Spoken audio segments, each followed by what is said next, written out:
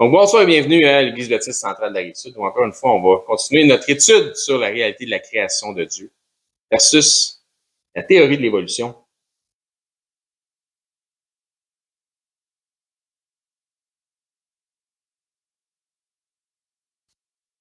Donc, on était rendu à quelle partie? Parce qu'on est les dinosaures et les hommes. Est-ce qu'il y en a qui se souviennent? On est rendu où? 6e partie. Ça fait 6 semaines que je vous entretiens là-dessus. Gang de chanceux. Donc, on va revoir un peu les dernières diapos qu'on a vues la dernière fois avant de nous lancer dans la suite pour se souvenir où on était rendu. La même instruction divine avait dû être suivie pour l'ensemble des animaux de la faune. On était rendu là concernant cette époque, l'époque du déluge. Par exemple, on avait parlé des mammifères. On avait nommé plusieurs types de familles. Hein, le groupe des bovins qui est quoi? Les bœufs, donc c'est ça, donc la vache. Un groupe de canins, hein, le loup. Un groupe de félins, lion-lionne. Un groupe de pachydermes, c'est quoi ça? Les éléphants. Un groupe d'ursidés, ça c'est les ours. Et d'équidés, on sait que c'est les chevaux. Donc, ces animaux sont probablement le résultat de mutations, microévolutions, variations. On en avait vu de toutes les sortes là, dans ces familles, dans ces espèces-là.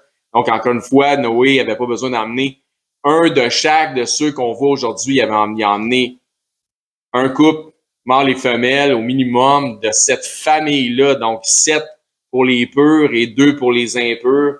Un mâle et une femelle au minimum. Donc, il y a eu des variations qui se sont faites. C'est pourquoi on voyait le chat des sables versus le lion, la lionne, le tigre de Sibérie qui est le plus gros des félins. Puis le chat des sables qui est très petit, le chat des déserts qui est le plus grand, le meilleur des chasseurs de la catégorie. Donc, on avait vu le même exemple avec les lémurs du Madagascar qui avaient déjà eu un papa et une maman lémur à quelque part qui sont sortis de l'arche, se sont reproduits pour donner éventuellement, selon l'environnement, selon la saison, la nourriture est disponible. Il y en a qui marchent, il y en a qui grimpent, il y en a qui sautent, il y en a qui vivent la nuit, il y en a qui mangent des insectes, il y en a qui mangent des fruits, il y en a qui, peu importe. Donc, c'est un petit peu comme ça que ça fait une variation de lémurs dans le Madagascar. Puis ils sont pognés tous à la même île, fait qu'ils peuvent pas sortir, il faut qu'ils s'adaptent à leur environnement. Donc, à un moment donné, si s'ils étaient tous fruitivores, peut-être qu'il n'y aurait pas assez d'aliments pour la survie de l'ensemble. Donc, il y a eu une variation qui s'est faite, des mutations qui se sont faites dans les espèces. Question. Si les hommes et les géants dinosaures ont cohabité ensemble dans un passé qui est prédiluvien, et si nous trouvons autant d'ossements de dinosaures fossilisés, pourquoi ne trouvons-nous pas de squelettes humains auprès de ceux des dinosaures? Pourquoi? Comment ça? Bien que cette question soit légitime, il serait biaisé de sauter aux conclusions et d'émettre l'hypothèse qu'ils n'ont pas vécu à la même époque. Ben, si on ne trouve pas d'ossements d'humains avec des ossements de dinosaures, ben, la réalité de ça, c'est parce qu'ils n'ont pas vécu à la même époque. Ah, pas si vite, papillon. La première évaluation nous porte à tirer la conclusion suivante. Si des os humains ne sont pas trouvés enterrés avec des os de dinosaures, cela signifie simplement qu'ils n'ont pas été ensevelis ensemble. Ça, c'est la première affaire. Souvenons-nous que pour être fossilisé, un être, peu importe son organisme, avant sa décomposition, doit absolument être rapidement enseveli dans une forte couche de sédiments, tels que de la boue, de la vase, du sable ou autre. Ça a du sens? De plus, les cadavres humains ayant une peau beaucoup plus fragile que l'enveloppe externe des reptiles, ceux-ci se décomposent d'une matière totalement différente. Quoi qu'il en soit, il n'est pas exclu que nous en trouvions un jour, mais les cadavres humains, suite à une noyade, gonflent et donc flottent à la surface de l'eau. Par conséquent, très peu d'humains, voire aucun, ne seraient ensevelis sous les sédiments. Au lieu de cela, ils auraient pourri et se seraient décomposés sans fossilisation. Ça, c'est la grande possibilité de ce qui s'est passé, c'est ça. Ça, c'est déjà une chose. Ce n'est d'ailleurs pas un hasard si nous trouvons des ossements de reptiles de grande taille. La densité osseuse de ces gros os y joue un rôle évident. De plus, dans l'ensemble des fossiles, 95%, suivez bien ça, là, 95% de tous les fossiles sont des organismes marins. 95% de tous les fossiles, c'est pas des dinosaures, là. C'est des fossiles marins. Le 5% restant inclut donc les plantes, les insectes, les invertébrés, etc. Donc, c'est tout, tu sais. Donc, tu as des plantes, tu as des fossiles marins, tu as des insectes. Seulement 0,125% des fossiles représentent l'ensemble des vertébrés. Et ça l'inclut les os de dinosaures. Puis, si vous voulez encore la proportion la plus petite, des gros dinosaures. Il n'y en a pas beaucoup. C'est très, très peu. Donc, de trouver des os de gros dinosaures, qui est déjà très, très peu dans tout ce qui est fossilisé, avec des ossements humains ensemble, les chances sont presque nulles. Si jamais ça arrive, tu as gagné le jackpot. En comparaison aux autres types de créatures, le nombre de fossiles de dinosaures est en réalité relativement faible, vraiment minime. Le déluge étant une catastrophe marine, on pourrait s'attendre à ce que les fossiles marins soient dominants dans les archives fossiles. Ben oui, puis c'est exactement le cas. C'est 95% des fossiles, c'est des fossiles marins. Pour ce qui est des corps humains dans une catastrophe liée à l'eau, habituellement, les corps se décomposent, disparaissent et il n'en reste plus rien. Il n'y a plus rien là, dans le Titanic. Là. Le tsunami de 2004 en Asie du Sud-Est nous a rappelé avec stupeur la rapidité avec laquelle l'eau liée à certaines forces catastrophiques peut faire disparaître toute trace de corps, et ce même lorsque nous savons où chercher. Imagine-toi, là, tu sais, il y a un tsunami, tu sais où chercher les survivants, et tu les trouves pas. Selon le bureau de l'envoyé spécial des Nations Unies pour le relèvement après le tsunami, près de 43 000 victimes du tsunami n'ont jamais été retrouvées. Hey, c'est du monde, 43 000 personnes là, qui ont pas... Ils remplissent le stade olympique, là. Ils n'ont pas retrouvé ce monde-là au complet. Ils sont où? Détruits dans l'eau. Autre fait à considérer à l'époque du déluge vivant sur une surface prédiluvienne, beaucoup de plus répandue. Donc, il y avait probablement moins d'eau, plus de terre. Les hommes vivaient probablement en cellules, telles des villes ou des villages, et rien ne nous indique que ceux-ci souhaitaient côtoyer de près des troupeaux de reptiles gigantesques. Ça se pourrait bien que mettons que tout le monde vivait proche de la Mésopotamie aujourd'hui, mais que les T-Rex étaient plus au Canada qu'aux États-Unis. Et ça se pouvait là, qu'ils se côtoient pas vraiment, mettons. Ben, peut-être pas exactement. En d'autres mots, répandus sur l'ensemble du globe, les hommes et les gros dinosaures n'étaient peut-être pas de manière générale des voisins immédiats. T'avais peut-être pas, comme dans les Flintstones, là, un chien qui s'appelait Dino. Là. Question pour vous autres. Existe-t-il des vestiges prédiluviens de l'existence des hommes et des dinosaures? Bonne question.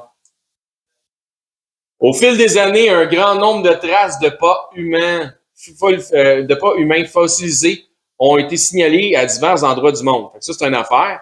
Certaines de ces traces mettent en lumière la coexistence des hommes et des dinosaures. Ah! Eh bien. Et c'est très controversé. Très, très controversé parce que ça ne veut pas être accepté par la communauté scientifique, bien évidemment, parce que ça ne fait pas de sens, mais on va voir pourquoi, puis, etc. Donc, le bassin de la rivière Paluxy à Glen Rose, au Texas, abrite le parc de State Dinosaur Valley.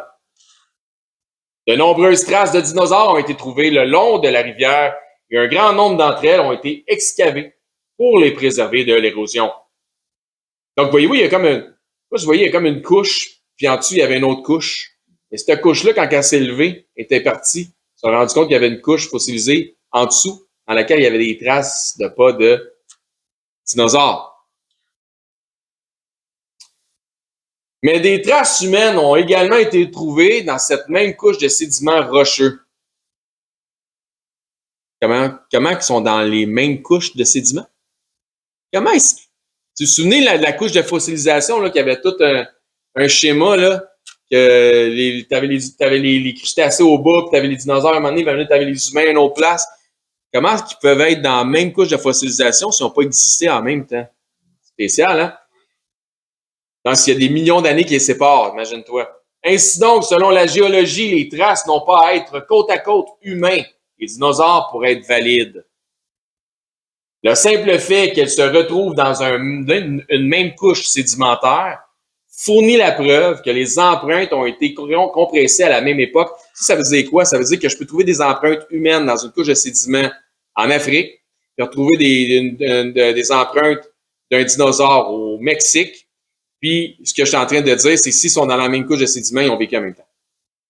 Parce que c'est comme ça qu'ils datent les roches par la géologie. Mais si tu arrives à cette conclusion-là, pour dater quelque chose, tu devrais arriver à la même conclusion. Ben, j'ai trouvé des traces de dinosaures dans telle couche de sédiments, dans un tel endroit, mais dans un autre endroit, j'ai trouvé dans la même couche de sédiments des traces, mettons, d'humains, vice-versa. Ça veut dire qu'ils ont vécu à la même époque. Fin du programme, on n'a plus besoin d'en parler longtemps. Donc, ici, on voit, où on avait parlé au Texas, une trace de dinosaure qui va dans un sens, une trace de pas humain qui s'en va dans l'autre sens, qui a, en fait, la trace de pied à 2 pieds. Des grands pieds, hein? Tu sais, il y avait des géants dans ce temps-là. Puis, mais les gens qui ont trouvé ça, il y en a encore un monsieur que tu peux le voir sur YouTube, il l'explique, là, puis il l'exprime, puis tu le vois qu'il vit encore, là. Puis il disait, j'étais chrétien, mais je faisais partie de ceux qui croyaient au gap theory, à la théorie du gap, que les dinosaures avaient vécu, puis il y avait eu comme une catastrophe avant, les dinosaures avaient disparu, puis que les hommes avaient vécu après. Il dit, quand j'ai vu ça, ça a été fini, la théorie du gap. Il dit, fini, j'ai changé complètement d'église qui enseignait ça, je m'étais fait mentir tout ce temps-là. Mais il dit, il y en a qui sont venus de la télé ou peu importe, puis sont venus voir, puis ils n'ont jamais voulu de National Geographic, ces choses-là, puis ils n'ont jamais voulu regarder les évidences. Ils n'ont jamais même voulu tourner la caméra vers les évidences. Puis quand ils sont partis en disant, il n'y a rien de spécial ici qui nous fait croire que qui change la théorie de l'évolution. Ouais. Ils ont refusé de voir les évidences. Et maintenant, l'érosion fait en sorte que la trace de pas humain, les traces de pas humain qu'il y avait là, on les voit quasiment plus, on les distingue quasiment plus. Donc, on peut arriver, c'est pour ça que c'est controversé, parce que là, tu peux plus arriver et dire c'est une trace de pas humain, ça a juste l'air d'une trace. Tellement que l'érosion a fait son travail depuis ce temps-là. Parce que c'est très friable. Continue. Donc, on voit ici en Bolivie, c'est un mur avec des traces de dinosaures. Il y en a là, il y en a là, il y en a là. Puis, c'est spécial parce qu'on voit qu'il y a eu une catastrophe. Parce que ça a déjà été comme ça, puis là, c'est rendu comme ça. Et ça a changé complètement d'angle. Ça a bougé de pratiquement 90 degrés, cette plaine-là, cette partie-là, qui est une partie boueuse, où il y a des traces de dinosaures. Donc maintenant, il faut la grimper, cette partie-là, comme un alpiniste, mais ça a déjà été complètement flat. Donc, encore une fois, c'est le résultat d'une catastrophe. Donc ça, c'était probablement prédiluvien, puis après le déluge, ben ça, hein, les sédiments mous ont fait en sorte que cette partie-là a bougé.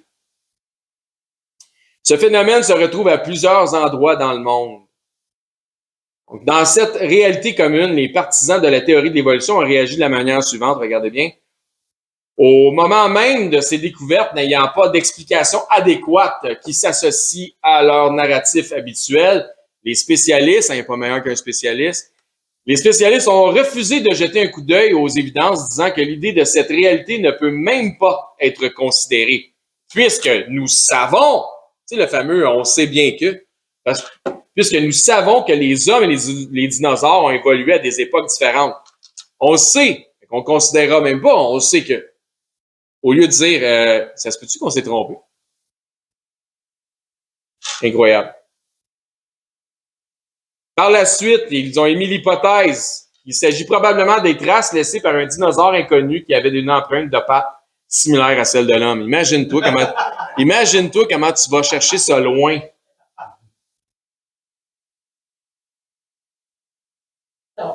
Ben, c'est ça qu'ils ont fait. Écoute, c'est une hypothèse. Peut-être que, mais c'est certain que c'est pas, qu'il n'y a pas vécu, les hommes n'ont pas vécu avec des dinosaures. On le sait qu'ils ont vécu à des époques différentes, fait que ça se peut pas. Ben, peut-être qu'il faudrait que tu revoies ton agenda, mon chum. C'est ça le problème. Et finalement, dans certains cas, ils ont rapporté les études des différentes traces en les divisant l'une de l'autre. Donc, oui, il y a des traces de dinosaures, oui, il y a des traces d'humains, mais on va faire l'étude des traces de dinosaures à gauche, l'étude des traces des humains à droite, mais on les associera pas ensemble. Tu parles d'une hypocrisie. Les traces de dinosaures étant ce qu'elles sont, et dépendamment, s'assurant qu'il n'y ait aucune association entre les deux phénomènes, les traces humaines appartenant au plus lointain ancêtre de l'homme, soit un hominidé de la famille de la célèbre Lucie. Hein? On vient-tu d'arranger le cas? En attendant, quand tu regardes la trace de ça, approche franchement de part actuel. Si l'homme a changé, qu'il était un singe, c'était déjà terminé. Ouais, comment ça? Ben, c'est parce que le pied a évolué avant le reste. Non. Ouais.